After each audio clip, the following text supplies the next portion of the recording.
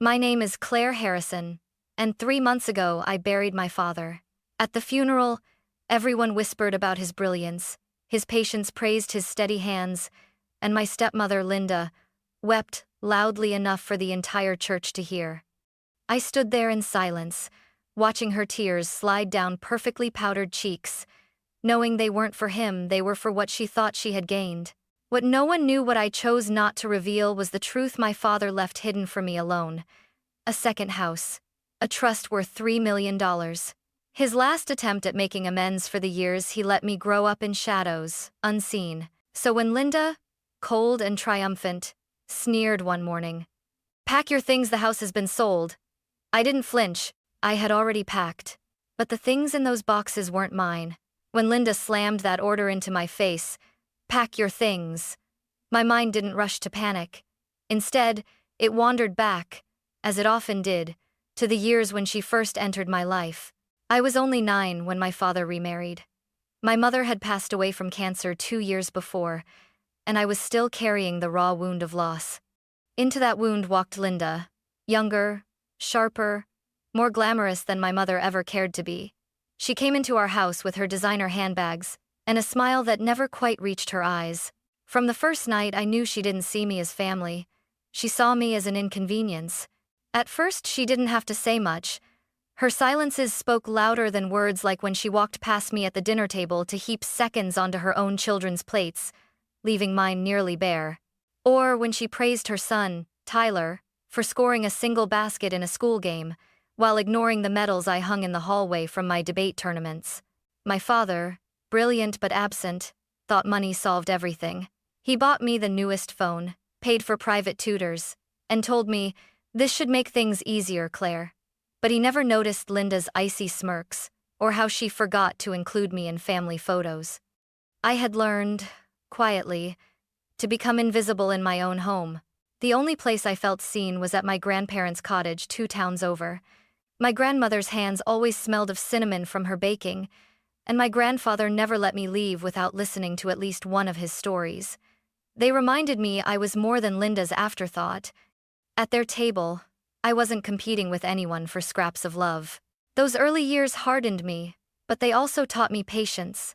I realized quickly that confronting Linda never worked. She thrived on conflict, on making me feel smaller. Instead, I practiced silence, holding my words like a secret weapon. That silence carried me through my teenage years, through the nights when Linda threw parties and introduced her children as my family, leaving my name unspoken. It carried me through the mornings when she tapped on my door with chore lists longer than my homework assignments. And it carried me, most of all, through my father's slow decline when Linda monopolized the hospital room and I had to whisper goodbyes to him in stolen moments. Now, standing years later with her triumphant command echoing in my ears, I felt the old familiar silence rising again, not weakness, but strength. Linda thought she was winning. She had no idea she was already living in a house that no longer belonged to her. The will was read in a stuffy office that smelled of old paper and disinfectant. I sat in the back, my hands clasped in my lap, trying to look as neutral as possible. Linda arrived in her usual performance attire, black dress, pearls, and an expression of grief she wore like a costume. Her son Tyler sat next to her, slouched in his chair with a smirk, while her daughter Emily tapped endlessly on her phone. The lawyer cleared his throat, adjusted his glasses, and began, "Per Dr. Harrison's instructions, the primary residence is to be transferred to his wife, Linda Harrison." Linda didn't even try to hide her smile. She pressed a hand dramatically to her chest, as though she had been granted some divine gift. Tyler nudged Emily and whispered something that made her giggle. I kept my face blank, though my stomach twisted. The house, my childhood home, the last place my mother's laugh had echoed, was now in Linda's hands, and she knew it. The lawyer continued listing smaller assets, some bonds, a life insurance policy, the cars. All of it flowed into Linda's column like a steady river. To the outside world, I had been cut out. To Linda, I was nothing more than a guest squatting under her roof. When the reading ended, Linda leaned back in her chair with the grace of a queen. "Well," she said sweetly, "I'll do my best to keep things together for the family. Of course, Claire, You'll need to think about what comes next for you. Her words were sugar-coated, but I felt the venom underneath. She wanted me gone, erased from the picture just like she had always tried to do. I didn't argue. I didn't even blink. Instead, I let silence be my shield. Because weeks earlier, before my father's funeral, I had met privately with his attorney, Mr. Monroe. That meeting had changed everything. I remembered the way his voice dropped when he slid a sealed envelope across the desk to me. Your father wanted you to have this, Claire. He asked that it remain private, separate from the will. Inside had been 2 documents: the deed to a second property and the details of a trust worth $3 million. My father's apology letter lay on top, the ink shaky but his words clear. I know I failed you. This is my way of protecting you when I'm no longer here. Please, live your life free of them. I'd read that letter until the paper crinkled beneath my tears. And at that moment in the lawyer's office, listening to Linda's smug tone, I thought of it again. My father had left me invisible on purpose. Not out of cruelty, but to keep me safe from her claws. So I stayed silent. Silent as Linda gloated. Silent as Tyler joked. Silent as Emily scrolled. They thought they'd won. But the real inheritance, the true legacy, was already in my hands, and I had no intention of wasting it on revenge. I remember the last time my father asked to see me alone. It was 2 weeks before his health took a sharp turn, a gray December afternoon when snow clung stubbornly to the sidewalks. He had insisted we meet at his office downtown instead of the house. At first, I thought it was strange, but I went anyway, curiosity and a flicker of dread driving me. He looked older than I had ever seen him. His once steady surgeon's hands trembled as he poured tea into delicate porcelain cups. Claire, he said, his voice low, I need you to listen to me carefully. What I'm about to give you must remain private. No one, especially Linda, can know. I nodded, my heart pounding. He reached into his leather briefcase and pulled out a slim folder and a sealed envelope. Inside is a deed to a second house, he explained. It's in your name. No one else knows it exists. Alongside it is a trust fund, $3 million. It will be activated immediately upon my passing. I was speechless. My father, who had so often seemed blind to Linda's manipulations, was suddenly revealing a hidden layer of foresight. He had planned something in secret for me. I asked him why. Why not just put it in the will, out in the open? His eyes, sharp but tired, met mine. Because I know your stepmother, he whispered. If she suspected I was leaving anything for you, she would fight it, drag you into endless battles, poison your future. I didn't want that for you. I wanted you to have freedom. He slid the envelope toward me, his hand lingering. I failed you in many ways, Claire. I let you grow up under a roof that never felt like yours. This is my attempt to make it right. I hope, someday, you'll understand. I held the envelope, as if it weighed 100 pounds. In truth, it carried more than money or property. It carried his remorse, his attempt at redemption. That night, back in my room, I opened the smaller envelope he had tucked inside. It was a letter, handwritten in his familiar looping script. The words blurred as tears filled my eyes. My dearest Claire, I was never as brave as your mother. She fought for love, for family, and I let her slip away. I let you face Linda's cruelty alone because I thought protecting my career was more important. I was wrong. This trust, this house, it's not enough, but it's what I can give you now. Don't waste it on anger. Use it to build the life you deserve. I pressed the letter to my chest, crying silently until the ink smudged against my skin. For years I had thought my father had chosen Linda over me. In that moment, I realized the truth was more complicated. He hadn't been strong enough to confront her, but in the shadows, he had been trying to protect me all along. That secret, my father's last gift, was the reason I could sit silently in the lawyer's office during the reading of the will. And it was the reason Linda's smug words never broke me. 3 months after the funeral, the house no longer felt like a place of mourning. It felt like a stage where Linda played queen and I played the unwanted guest. She had stripped the living room of every photograph that included my mother. Even the one of me sitting on my father's shoulders as a child vanished from the mantel. In its place, glossy new frames of Linda, Tyler, and Emily, smiled down at anyone who entered. To them, the message was clear: I was not part of this family. My days blurred into a routine of small humiliations. Linda would leave chore lists on the kitchen counter, scrub the garage, polish the silverware, wash Tyler's basketball uniforms, while her children lounged on the sofa. If I dared to protest, she would tilt her head and say, "You should be grateful you still have a roof over your head, Claire." At dinner, they laughed loudly about vacation plans, restaurants, and shopping sprees. I ate quietly, pushing food around my plate, knowing I was invisible to them. Sometimes Tyler would snicker, "Don't choke on the scraps," and Emily would add, "Don't worry, you'll find a place someday. Maybe a nice little apartment above a laundromat." Their cruelty didn't sting the way it once did. Because I had a secret, and that secret changed everything. Each night, I retreated to my room, where my father's letter lay tucked safely in a box under my bed. I reread it when the weight of Linda's glares threatened to crush me. His words, "Don't waste it on anger. Use it to build the life you deserve," echoed like armor around me.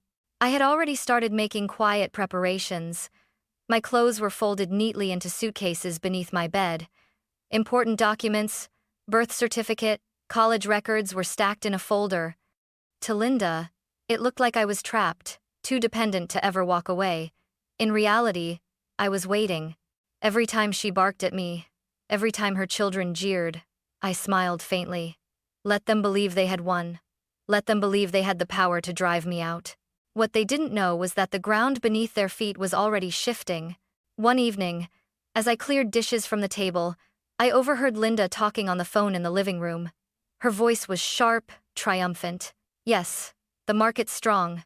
We'll get at least $1 million for this house, maybe more. I'll have Claire out before the paperwork is signed." My hands tightened around the plate I was holding. So this was her plan.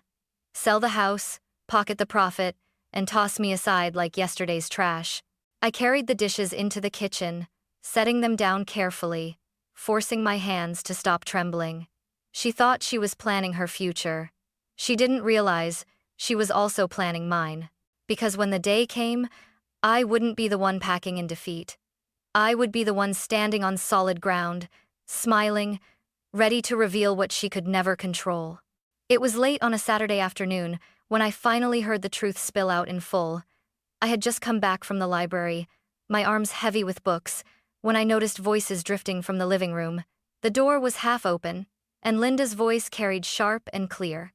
"The realtor says we can close in a month, maybe even sooner," she said, her tone bubbling with excitement. "This place will sell for at least $1.5 million, enough for a down payment on a new house in California, somewhere with real class."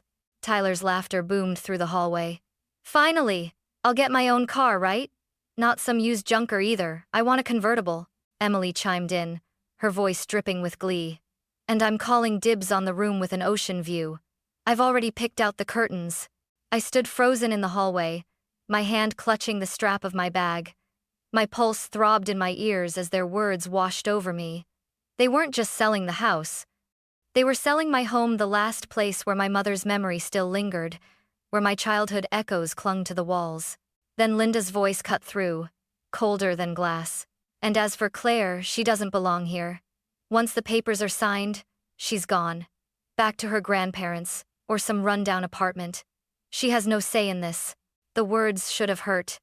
Years ago, they would have left me in tears, desperate for my father to step in, to protect me.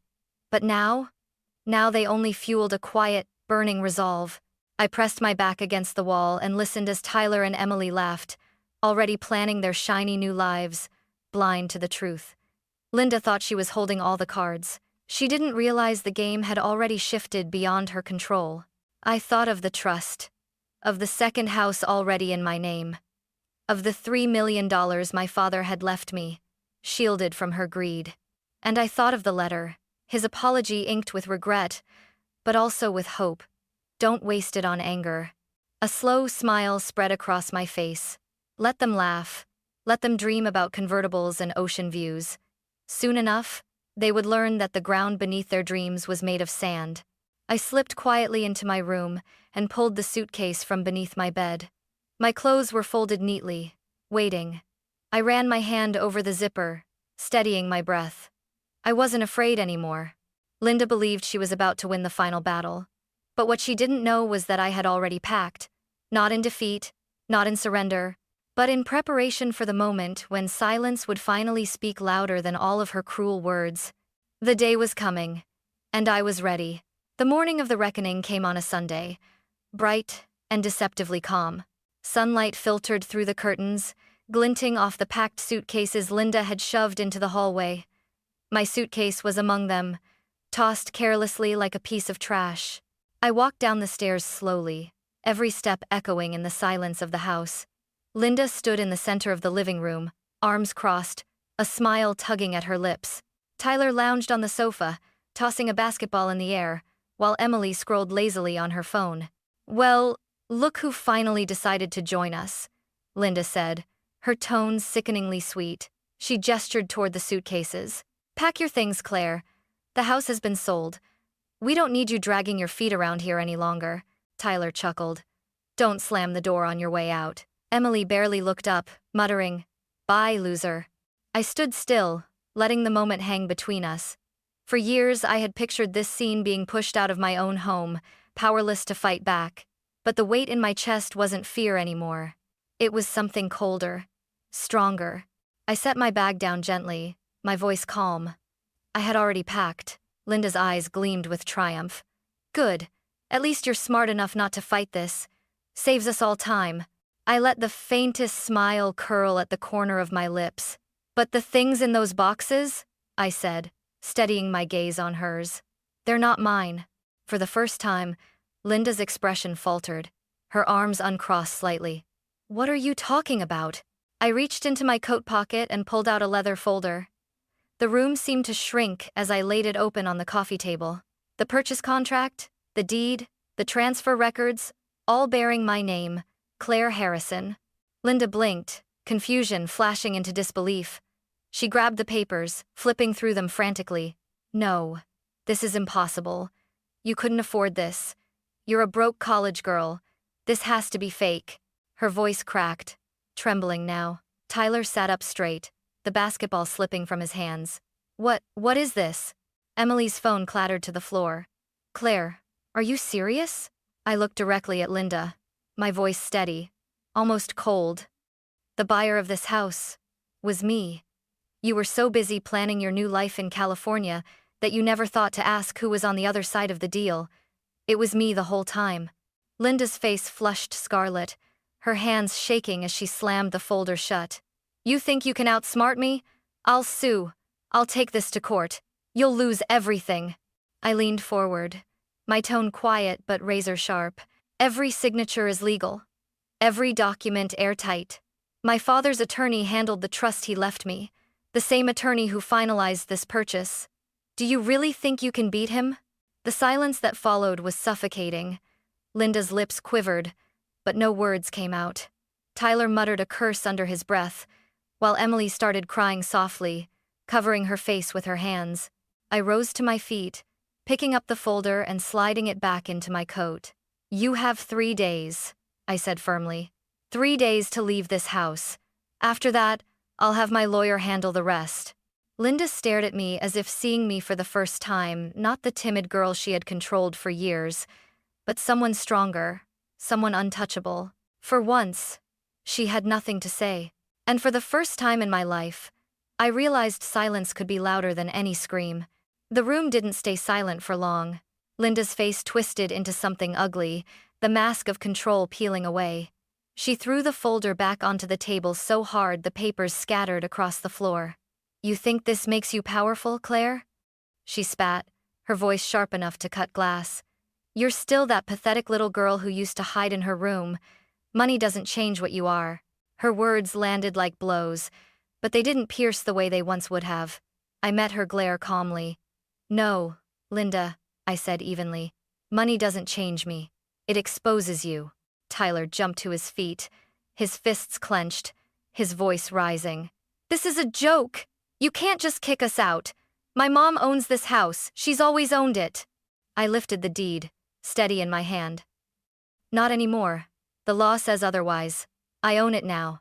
And you have 3 days." Emily, for once, wasn't smirking. She wiped at her cheeks, her voice trembling. Claire, please, can't you give us more time? We don't have anywhere else to go? Just a couple more weeks? Her desperation tugged faintly at me, but I remembered her sneers, her cruel little comments that mirrored her mother's venom. Sympathy flickered, then faded. 3 days, I repeated firmly. Linda stepped closer, her eyes blazing. You'll regret this, she hissed. Do you hear me? I'll ruin you. I'll drag you through court until you're broke and begging. You think this house will make you happy? It'll bury you. I straightened my shoulders, keeping my voice cool. Then go ahead, try. But remember, my father prepared for this. The lawyer who handled his estate also handled this purchase. Every detail is airtight. You don't stand a chance. Her face drained of color. For the first time, I saw fear flicker in her eyes. She stepped back, almost stumbling, and turned away, muttering curses under her breath. Tyler kicked the coffee table, the crash echoing through the house. This isn't over, he growled, his bravado cracking into something almost childish. We'll find a way back, you'll see. Emily just sobbed quietly, curling into herself on the sofa.